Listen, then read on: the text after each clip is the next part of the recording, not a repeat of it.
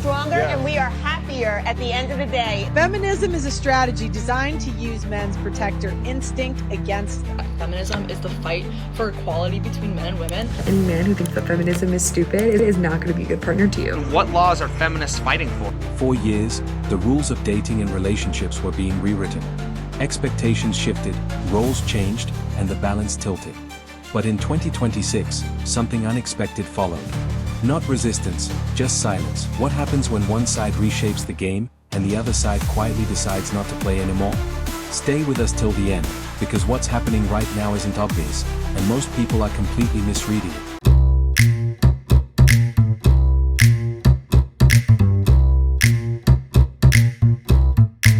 There's a reason that women live longer, Mark. Let me tell you. It is because we are stronger and we are happier at the end of the day than most men. And that is factual, and you know it. When men are married to women who scream like you, they just want to die sooner. I'm not When you have women going around, you're divorced. Tracy, She left you. Let's put Tracy. that on the table. At first, everything looked like progress. More independence, more choice, more control over outcomes. On paper, it sounded like a better system for everyone involved. Can you name any rights men have today that women don't? Any rights that men have that women do not? Any rights that men have that women do not? No. So then what laws are feminists fighting for? Shit, that's a good one. But real systems don't run on ideas, they run on participation. And slowly, that participation started dropping. Fewer approaches, fewer commitments, less effort across the board. I'm going to address the fact that he says that women are like children in a minute, but I wanted to start by saying that because it reminded me of this. Isn't it interesting that everything that the patriarchy says and everything that guys like this say that women are is actually what men are? Let's start with the basics. Okay. Women are bad drivers. Actually, men are worse drivers. So bad that their insurance rates are higher. They cause more accidents, they get more traffic tickets, and they have more DUIs. Women talk too much. Actually, men talk more. Multiple studies across different contexts like school and work have concluded that it is in fact true that men talk more and perceive that they have talked less. We all know that men are known to interrupt women, talk over women, and silence them and take their ideas. Women are so emotional. Women are not the ones that are taking a pew-pew and ventilating a grocery store and its shoppers. We are also not the ones declaring war because we are incapable of working something out with another world leader.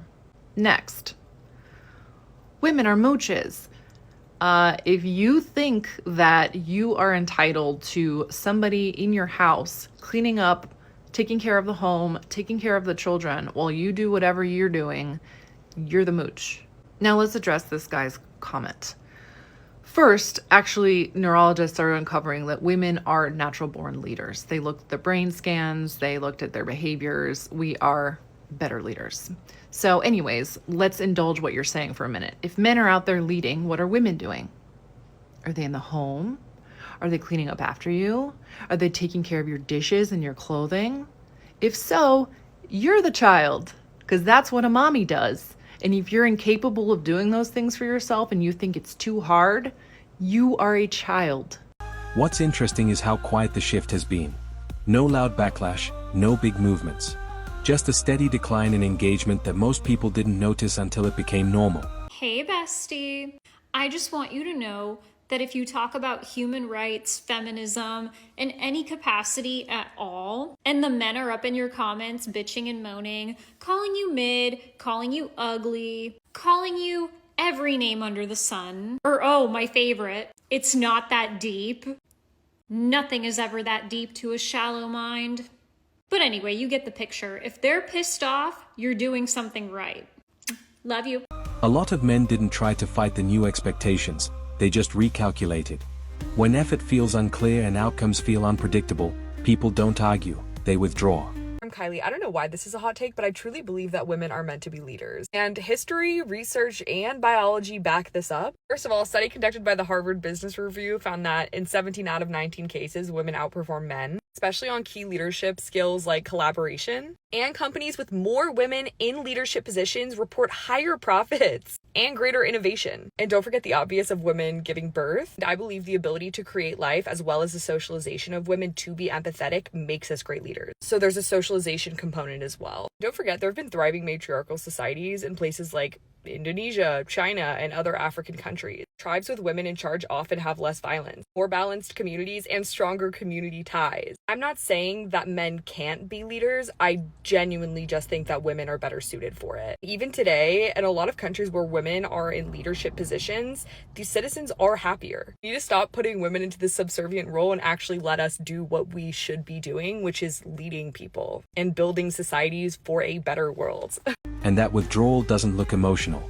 It looks calm, focused, redirected energy into areas with clearer returns: career, health, personal stability. We want to dismantle the whole feminist movement. Yes, we do. We are anti-feminist. We've been anti-feminist the whole time because so many reasons. I don't even know how long. I mean, there's so many reasons why there's anti-feminism, but we want women to realize that it is untrue that they want to pay 50-50 on a date. That's false. I don't know one woman who is saying that without her being traumatized by a man. Or hardened in the distortion of masculine Exactly. traits. That's where the confusion starts. Because the expectation was pushback, not indifference. But indifference is harder to deal with than resistance, because there's nothing to respond to. If you were making $100K a year, how much would you expect your man to make? Equal or more. Why? Because when I look for a partner, I look for equal.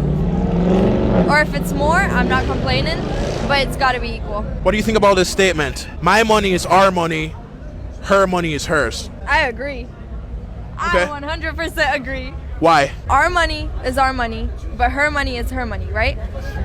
She's earning for herself. But like, oh fuck, no. You expect a man to protect and provide for you? Yes. If a man is expected to provide and protect, shouldn't he have some form of authority over his woman? No, not at all. Why? A relationship is 50-50. But it's not 50-50 if his money is our money and your money is yours.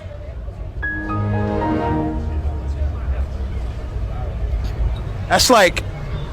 At the same time, expectations didn't really adjust. The same standards remained, the same assumptions stayed in place, even as participation dropped. That mismatch creates friction. Can we talk about when a guy makes a girl pay, or he doesn't open the door for her, or he's just not being a gentleman? Sure. Let's talk about that. He's like, well, you wanted equality. Are you stupid? Are you stupid? No, the guy in this scenario is not the one suffering from that particular problem. We wanted equal rights, like women should be able to vote and stuff. What? That's literally it. Along with equal rights comes equal responsibilities. But I guess some women don't want to be treated as equals. They still want to be treated as less than men, so that they are deserving of being catered to. So some women didn't want equality at all. No one asked to pay for anything. No one asked to open their own doors or carry their own suitcases. Don't be manipulative like that. That's crazy. What's crazy is that some don't understand what the word manipulative means, because many women actually fought to be treated as equals to men. And yeah, that actually sometimes entails paying for your own food. Don't flip it on us like that. Are you kidding? Are you kidding? We wanted to be able to speak and have a voice and get jobs if we wanted to. But please, that argument is so crazy to me. It's really funny. I'm like, aw, you're stupid. It's always cute when, after saying such interesting things, that someone would still think they're the smartest person in the room. Now you have a system where one side expects engagement and the other side is barely present. And without interaction, there's nothing to build, negotiate, or fix. Modern day feminism isn't about wanting to empower women anymore. It's literally about wanting to be men. Who said that? This is just a reminder that any man who thinks that feminism is stupid is not going to be a good partner to you. Because most of the time, men that don't understand the importance of feminism and don't understand why women are fighting so hard, even in 2024, for equal rights and opportunities, are going to be the type of man who is comfortable taking that away from you. That's going to be the type of man that is comfortable keeping you trapped in a household and not letting you pursue your dreams. Because doing so makes him feel emasculated. Having a strong and powerful woman who's able to pursue her dreams and who he supports is not something that he foresees happening. Men who are against feminism want themselves to be at the forefront of the household. They want to be the breadwinner. They want to be the person that provides, even when they are unable to do so, even when they are unsuccessful at it. How are you going to be with somebody for the rest of your life that doesn't understand the pink tax, that doesn't understand gender parity? Trust me, you do not want to be with somebody who doesn't understand this. The uncomfortable reality is that incentives changed. And when incentives change, behavior follows. Not out of emotion, but out of logic. Feminism is a strategy designed to use men's protector instinct against them. Feminists know how good-natured men are. They pretend that men are these evil oppressors, especially white men in particular. However, they have to know how good-natured men are. Feminists use playing the victim, nagging, guilting, shaming, and complaining to men, to white men in particular, to give them what they want. Back then, it's hard to believe or even imagine a world like this, but America was 90% white. Isn't that crazy? The country was mostly white men. White men did the majority of the infrastructure jobs, but they did hold the majority of the power back. And by women, and feminists in particular, guilting white men, this gave women the majority of voting power without the responsibility of going to war. Feminism gave women easy access to credit cards while their husbands or society pays off their debt. This isn't about who's right or wrong. It's about what happens when a system stops feeling rewarding to one side. Participation becomes optional, and optional things often get ignored. Toxic masculinity exists, yes. I don't think every guy has it, obviously. Growing up as a guy, we are kind of taught to be a certain way. Every guy has to like be strong and like sports and drink beer and like no, we don't need to do that. We can enjoy things that are not masculine. For an example, I like candles. You know what I mean? Like somebody will come into my apartment and be like, "Oh, that's gay." It's like, no, it's not. It's a fucking wood scented candle. What do you mean? But yeah, I guess that's kind of where I am coming from on the point. I think toxic masculinity is overused as a phrase, but it's totally a thing. I think there's these guys trying to like prove that they're macho and prove that they are just strong and buff, and then they overcompensate for their insecurities, and it comes across way too aggressive, and it just rubs people the wrong way. I agree with what both of you guys have said so far. I think you've done a really good job offering definitions as far as what it looks like. As a woman who has been on the receiving end of some of that toxicity, my best way to define it is just by giving more examples of what I think it is. If I'm in the workplace, the service industry, for example, and my manager, who is a man, is repeatedly passing behind me and brushing up against my lower back, or a point to talk about how many times he's exercised this week. Those are little things that kind of add up as a woman who has experienced toxic masculinity that is rather frustrating. And I think the overcompensation, like you spoke to, is just really unnecessary. Like, can we have a conversation without the macho persona coming out? Because at the end of the day, I see people as people. When I look at a man, I don't see a man first, I see a person. So you don't have to prove to me that you're a man, or whatever the case may be, I think I agree with you most, actually, on what toxic masculinity is, but I would even go a step further and say that I think some men are just so afraid to be feminine or seen as feminine that they go above and beyond, like they have to show off to their boys, like, I'm a man, I can do this, I can, An example of that from my personal life is I dated a guy and I'm really into skincare, right? I think it's important to take care of yourself. He would not. No skincare, would not, my little drops or my face masks with me. Skincare's for everybody, but you correlate it so much with a woman that you're just refusing to take care of yourself altogether. That just doesn't make sense to me, And I think maybe that's an extreme example, but I think it's one that's common.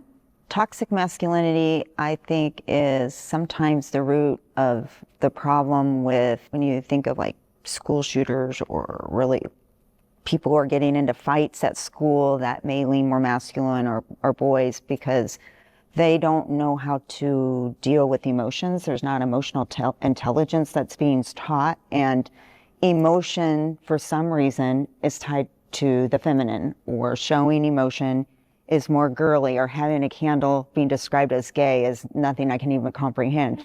I'm raising 2 sons. We always encourage them to have emotion, and that crying was okay, but I think that's more rare. If they took that outside the home, they were made fun of for it, or potentially made fun of. Now, my youngest son does seem to be surrounded by more emotionally intelligent people, so he probably felt it less than my older son. We just encouraged that all emotions, anger is okay as well. Sad is okay, tears are okay, happy is okay. But I think that if we encourage our boys, or those presenting as such, to stifle all of their emotions, I think that's where the aggression comes out. They don't know any other way than to become aggressive, and I think that that's a real detriment.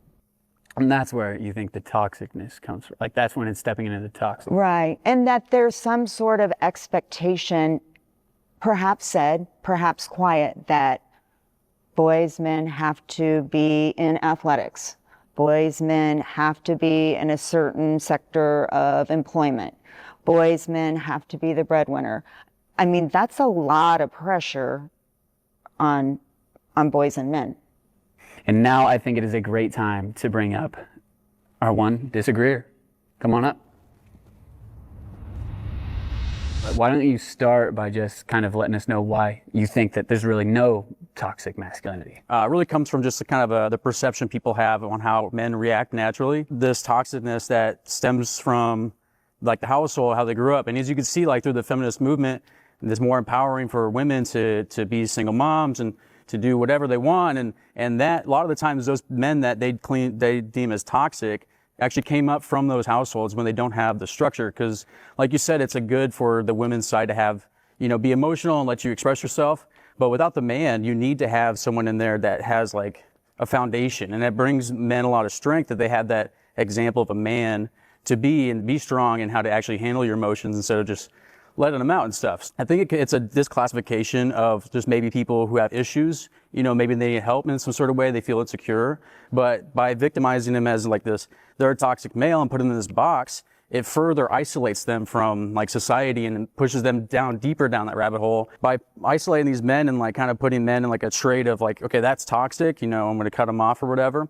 I feel like it's very dangerous and it's very hindering to society because... And once people find stability outside that system, it becomes even harder to pull them back in. Because they're not reacting anymore, they're choosing. If you're actually walking around in the big 2025 telling people that you think that feminism is the fight for equality between men and women, I hate to break it to you, but you're literally just wrong.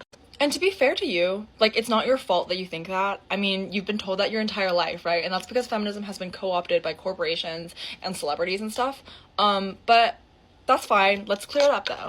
Feminism is defined as the fight for liberation from patriarchy, okay? And not just female liberation from patriarchy, right? It means total abolition of patriarchy. The primary reason why using this definition is generally better than using the equality definition is because the equality definition just lacks a lot of protections to it. If we assume that there's a world where rape is still happening, but it's happening at equal rates between men and women, then that is no longer a feminist issue. Okay, even if men are perpetrating all of it, it doesn't matter, because if it's happening at an equal rate, then society is equal, and your perspective of feminism says that there is no issue in that current society. Obviously, that's wrong.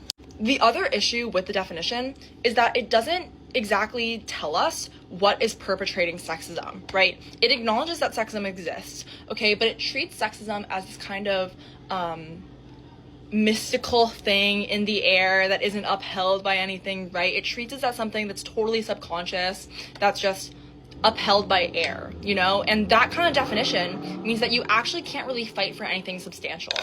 It also means that your movement is just going to be not unified at all, right? Because if you don't have this common enemy, this common goal, right? Even if it's like somewhat vague, then you kind of lack any teeth to the entire movement. The other issue is that equality is super nebulous, right? Like, what do you mean when you say equality? Do you mean political equality? Do you mean social equality? Do you mean total equality, where there's no distinctive difference between men and women? Like, what exactly do you mean?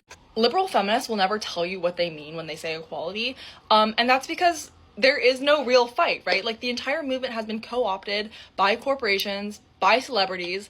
There is no meaning behind the whole equality thing. And every single time you tell somebody that you think that feminism is just the idea that men and women ought to be equal, you reinforce that definition, okay? And in turn, you weaken the entire feminist movement. So please stop using that definition. And stop leaving it in my comments. I can't.